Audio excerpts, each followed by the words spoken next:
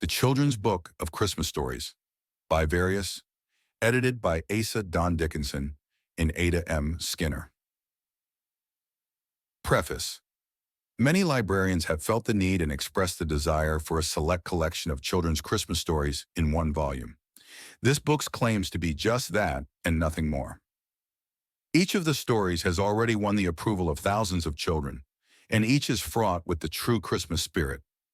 It is hoped that the collection will prove equally acceptable to parents, teachers, and librarians. Asa Don Dickinson. Chapter 1. Christmas at Fezziwig's Warehouse, Immerse.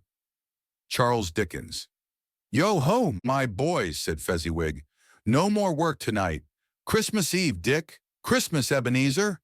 Let's have the shutters up," cried old Fezziwig with a sharp clap of his hands, "before a man can say Jack Robinson." "Hilly-ho!" cried old Fezziwig, skipping down from the high desk with wonderful agility.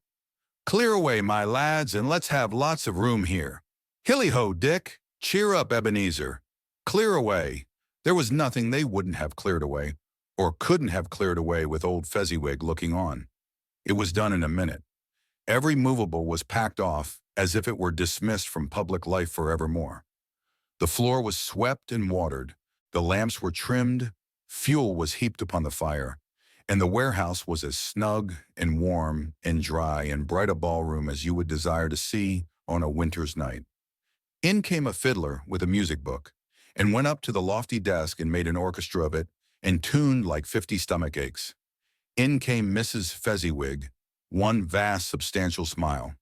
In came the three Mrs. Fezziwig, beaming and lovable. In came the 6 followers whose hearts they broke. In came all the young men and women employed in the business. In came the housemaid with her cousin the baker. In came the cook with her brother's particular friend the milkman. In came the boy from over the way, who was suspected of not having board enough from his master, trying to hide himself behind the girl from next door, but one who was proved to have had her ears pulled by her mistress. In they all came anyhow and everyhow. Away they all went, 20 couple at once, hands half round and back again the other way, down the middle and up again, round and round in various stages of affectionate grouping, old top couple always turning up in the wrong place, new top couple starting off again as soon as they got there, all top couples at last, and not a bottom one to help them. When this result was brought about, the fiddler struck up Sir Roger de Coverley. Then old Fezziwig stood out to dance with Mrs. Fezziwig. Top couple, too, with a good stiff piece of work cut out for them, 3 or 4 and 20 pairs of partners, people who were not to be trifled with, people who would dance and had no notion of walking. But if they had been thrice as many, 4 times as many, old Fezziwig would have been a match for them, and so would Mrs. Fezziwig. As to her, she was worthy to be his partner in every sense of the term. If that's not high praise, tell me higher, and I'll use it. A positive light appeared to issue from Fezziwig's calves. They shone in every part of the dance like moons. You couldn't have predicted at any given time what would become of them next, and when old Fezziwig and Mrs. Fezziwig had gone all through the dance, advance and retire, both hands to your partner, bow and courtesy, corkscrew, thread the needle, and back again to your place. Fezziwig cut so deftly that he appeared to wink with his legs, and came upon his feet again with a stagger. When the clock struck 11, the domestic ball broke up. Mr. and Mrs. Fezziwig took their stations, one on either side of the door, and shaking hands with every person individually, as he or she went out, wished him or her a Merry Christmas. Chapter 2. The Fir Tree, reprinted by permission of the Houghton Mifflin Company. Hans Christian Andersen. Out in the woods stood a nice little fir tree. The place he had was a very good one. The sun shone on him. As to fresh air, there was enough of that, and round him grew many large-sized comrades, pines as well as firs. But the little fir wanted so very much to be a grown-up tree. He did not think of the warm sun and of the fresh air. He did not care for the little cottage children that ran about and prattled when they were in the woods looking for wild strawberries. The children often came with a whole pitcher full of berries, or a long row of them threaded on a straw, and sat down near the young tree and said, Oh, how pretty he is! What a nice little fir! But this was what the tree could not bear to hear. At the end of a year he had shot up a good deal, and after another year he was another long bit taller. For with fir trees one can always tell by the shoots how many years old they are.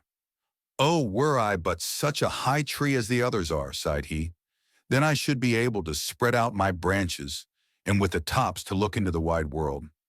Then would the birds build nests among my branches, and when there was a breeze, I could bend with as much stateliness as the others.